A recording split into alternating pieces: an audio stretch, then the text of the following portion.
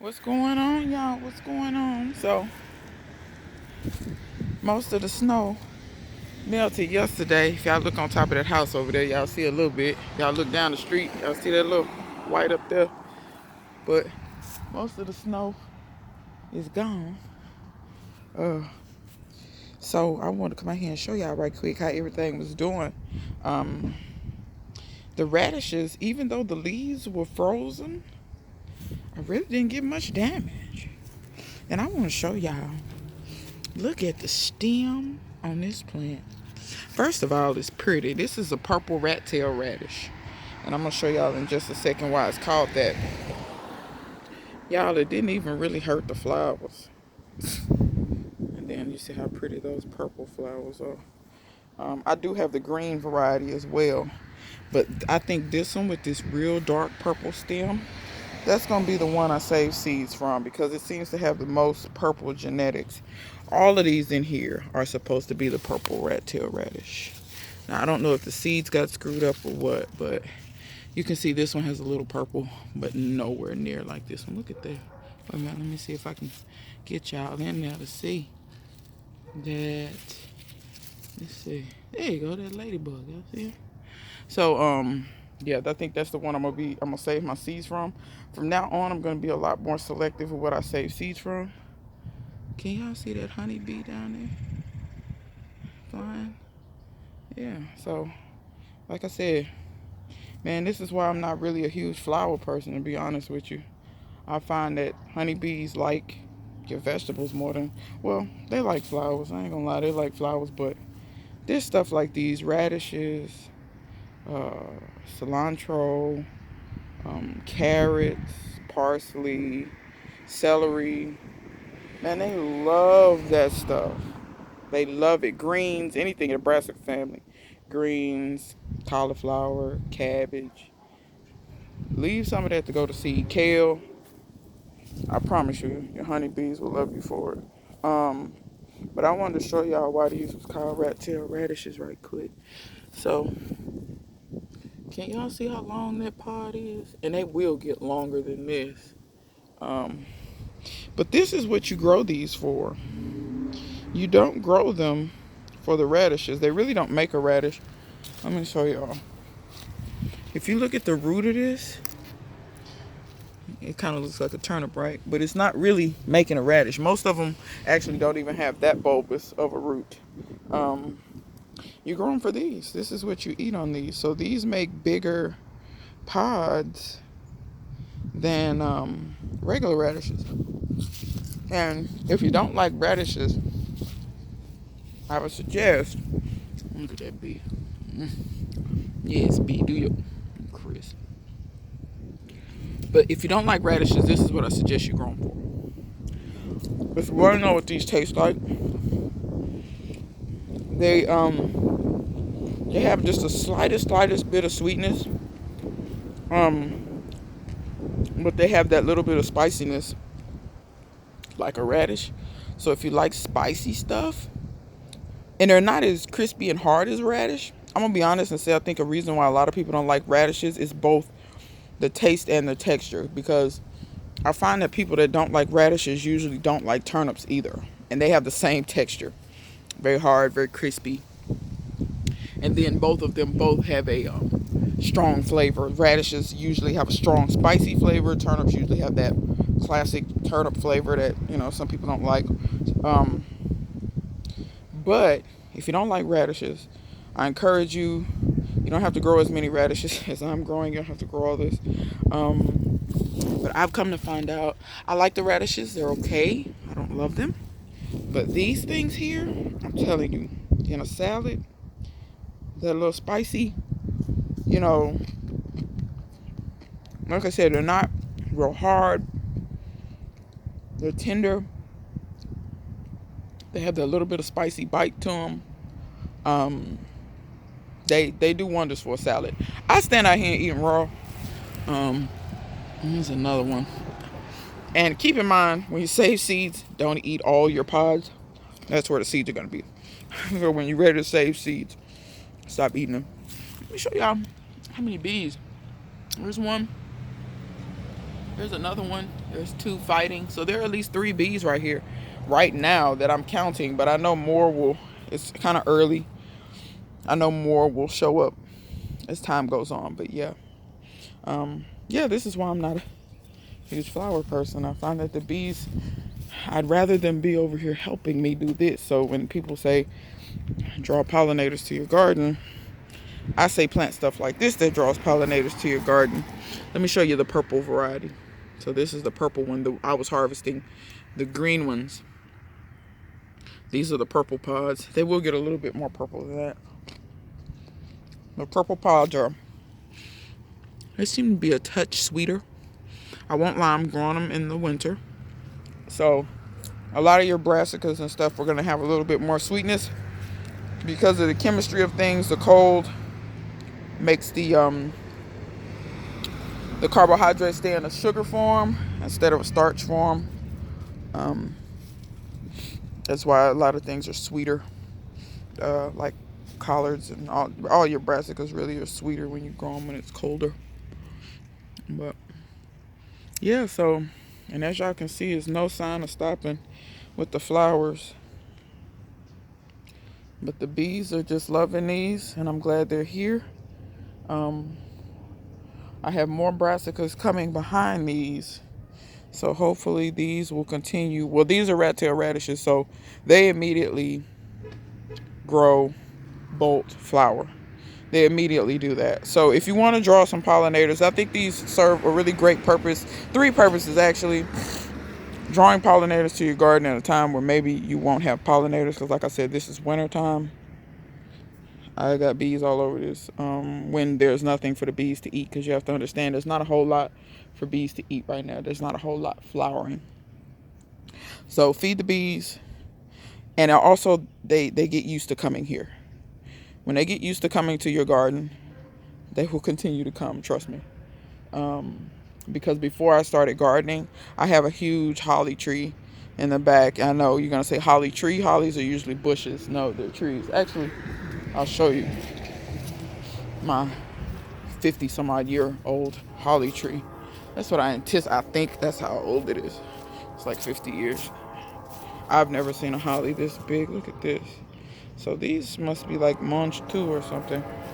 But anyway, I'm surprised my beans didn't get killed by the snow. They didn't though. So this tree right here that has leaves in it, it's evergreen. Because you can see my oak, all the leaves fell out. This is a holly tree. That tree is probably 30 feet high because it stops up there. But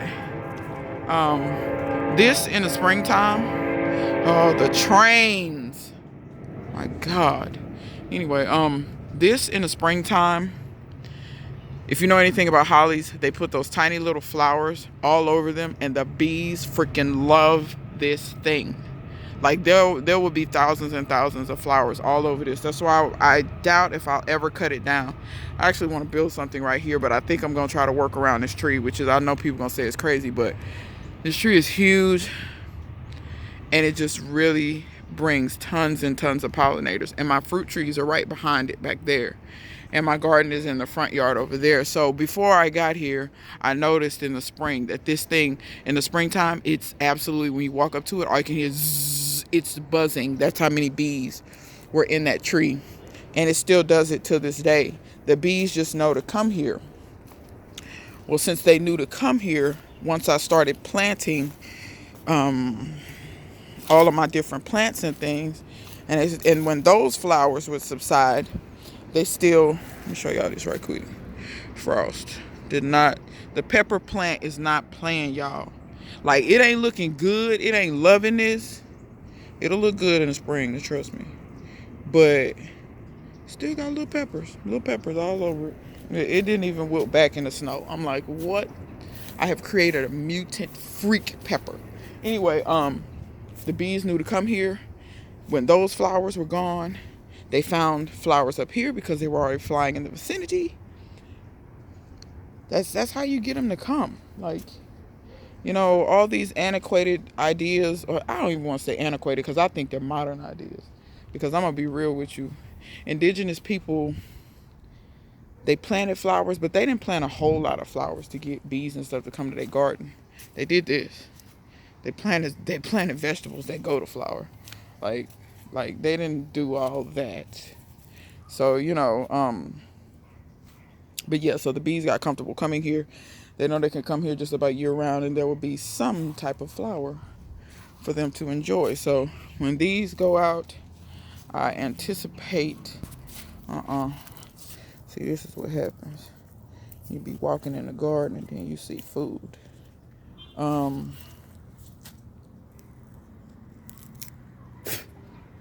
the string off that. Tasty. So these are sprouting broccoli. And of course, I will eat a lot of it. But some of it I will let go to seed so I can collect seed again. This is second generation sprouting broccoli. Meaning I bought seeds, grew them, saved seeds, grew them again. So this is it F1? I think F1 is your first generation. I think. I could be wrong. Don't quote me on that. But basically this is grown from seeds that I saved. So those plants had grown here, adapted, put out seeds. I grew those seeds out again. Garlic is growing in there with that. And I've already noticed that these are growing much more the way that I would like them to grow. The first sprouting broccoli made absolutely huge plants, but didn't have a whole lot of leaves.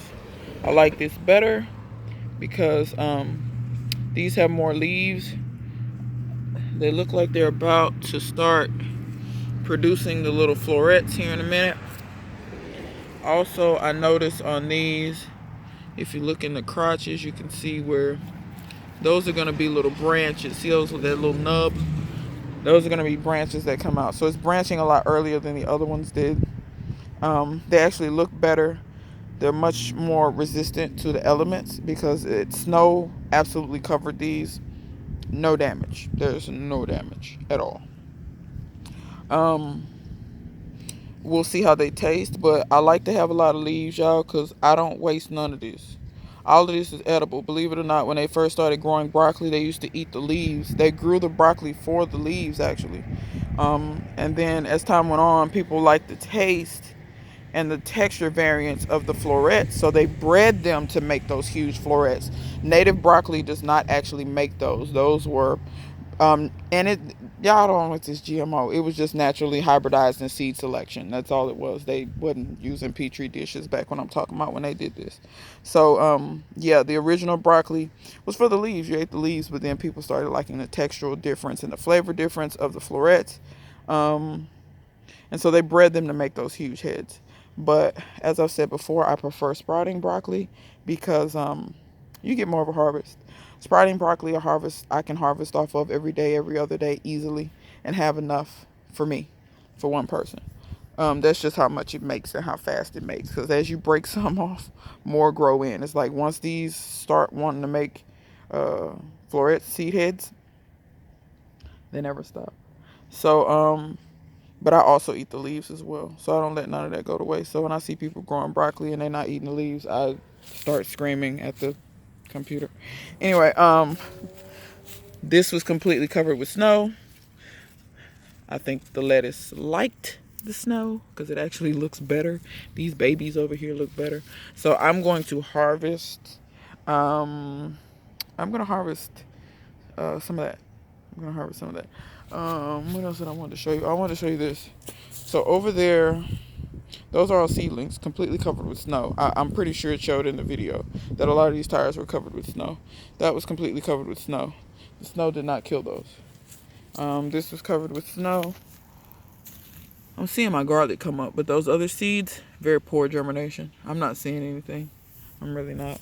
This had good germination though. This was covered with snow. It didn't kill that. Poor germination on this. I actually saw seeds still in here on this. I don't know if these particular brassicas need a little warmth to germinate, but I don't usually find that with brassicas. Brassicas usually will germinate for me regardless. So poor germination on that. So I think I got 2 beds I need to re-sow. I put beets over there, and I'm not really seeing much. I put beets in here too. I'm not seeing much on the beet front. So I think I'm gonna re-sow that. Let's see. Nah, I think I see some beets. A lot of times you can tell beets that'll have a little red stem. Yeah, these are beets. Yeah, so my beets did come up. These are seeds that I saved as well. Can y'all see that red stem? That's what beets look like when they come up. I do have some weeds in here, like this. This is a weed. Actually, that was already pulled up. It's a little harder to tell on golden beets, but even golden beets, usually the stem is pretty gold. Snow was laying on these. Didn't hurt them. You can see they're flowering. That's my time 15. Okay. Snow damaged these a little bit. Let me show you where the damage is. Can y'all see how those leaves are kind of curled up a little bit? So the edges got the snow, but once again, intensive planting. Let me show you what basically I did. By intensively planting, you see how there's no, if I can get out of the way, you see how there's no damage in the middle of there? No damage? Where's the damage? On the edge, where it took the brunt of the cold wind. So these will take the brunt for you and protect everything on the backside, because I didn't even get any damage on the backside. Just like I see a little bit of damage here. See how those leaves are kind of curled and closed up? It might be because they're also new leaves as well. But like I said, when you intensively plant like this, and yes, I still left all this crap. Once again, windbreak to insulate this and block it some, protect it some. So intensively planting has more than one benefit. It has way more benefits than it has cons. Whereas people think, oh, you need all this airflow. No, you don't. You don't need all that. This is how they would grow in nature. Like, nobody harvests all the peas off of these, Like, the peas would hit the ground and they would grow. It'd just be what it be. This Swiss chard, man, these seeds, this is why they gave me these seeds for free. Because this is the slowest. First of all, the germination was terrible. Second of all, it's just growing so slow. But y'all see my little celery looking good though. I think this has turned into 2 plants. But yeah, it has. Ooh. Snap that off. Where you going in dinner tonight? I needed some celery anyway. We'll just put that right there. We'll come back for you. These mustards are so pretty, y'all. Like when I come over here and see how dark these are. Once again, these are grown from seeds that I saved. I went through and found the darkest. Because if y'all look at other people red mustards, I'm not really seeing them as dark as this. And that's because of my seed selection. I went through and I selected the ones with the darkest leaves. Because I wanted the ones with the most I'm sorry, I heard some talking up the street. My attention span is low. But anyway, I collected the ones. Look at there. There's that ladybug nymph again. Looks like he's getting a little bigger. Are you alive? He's holding on. I think he's alive. Anyway, I selected the darkest ones because they have the most free radical fighting agents in them. So,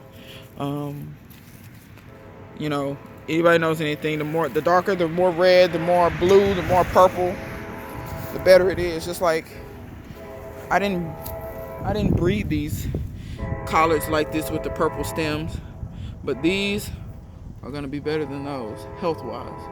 They'll probably taste the same, but they'll be better. And I'm thinking this crossed with red mustards, because I had red mustards and collards going to seed at the same time, and I think that's what happened. They crossed. And I'm going to save seeds from that one. I have a lot of collard seeds, so I don't want to save too many. But the ones that crossed and did this really pretty thing here with the purple, those are the ones I want the seeds from. Because I'm going to be honest with you, as a home grower and somebody who's into providing seeds for people and stuff like that, I would love to provide seeds that are different. Because these started out as plain old Georgia collards plants from Bonnie that I bought from Lowe's and Home Depot. And I think this is like the third generation of them. Yeah, this is the third generation of seeds, because I would save seeds, grow them, save seeds, grow them, save seeds, grow them. So this is the third batch of seeds, and this was the first time that I had red mustards and collards going to seed at the same time.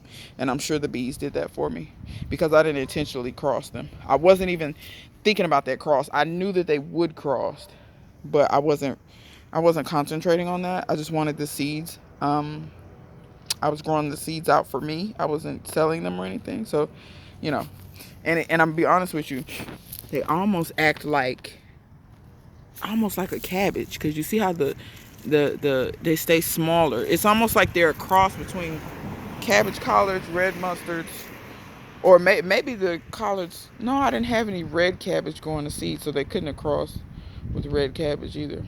But it's almost like they're a cross between a red cabbage, a collard, and a red mustard, which is interesting. But anyway, yeah. So think about that stuff when you're growing this stuff out, because if I really get to growing them and you tell people about the health benefits and you start selling them, you can charge more for those. So always think about, if you like me and you're trying to turn this into somewhere you can make a business, even if you sell those seeds, you can sell the seeds for more. You know what I'm saying? And I'm gonna be honest, at this point, that's a lot of what my YouTube channel is about. It's about giving information, but it's also about showing the things that I grow, because when I get ready to sell these seeds out, I need to be able to show people what I'm talking about, and so they can see it growing real time. This bed is real sparse. I am going to get a whole bunch of humus and stuff like that, and because I'm damn near out of soil. I've got some worm castings and some compost, but I don't have near enough of what I need to do. So I'm gonna go get some organic matter, and I'm going to get all the pine straw, move it back, put all the humus down, put the pine straw back. Well, actually, sow seeds, put the pine straw back. This is going to be a lot of brassicas. These pots right here are gonna move, because those are my tree collards, so they're not staying in pots. They will go on the ground. I have to figure out where I want to plant them. But like this little empty spot over here and these little plants, y'all gotta come out. I kind of want them to go to seed, because I want to save seed from them. That's what I'm hoping that they'll do, because I'm really not hoping for these to give me food. I want seed out of them, because they are gorgeous. They are very, very, very, very dark. These are actually cabbage. They're red cabbage. And I want to save seed from those. So yeah, but I've yapped enough. The snow covered these beet tops as well. I'm not really growing these for the beets. I'm growing them for the tops and for the seeds. These go to seeds and usually give me my seed crop for beets. These onions didn't bat an eye at the snow. Neither did those. So everything is looking good, y'all. These are the onions I planted in the ground right after I dug up my sweet potatoes, so you can see they've grown quite nicely. And that's a nice amount of onions, but to be honest with you, I think my onion patch is going to expand, because I have some more onion seeds, and then I have those babies over there I just showed you. But yeah, so yeah, this is pretty much just a quick video talking about genetics and drawing bees to your garden and all that kind of stuff. And yeah, so till next time, see you guys later.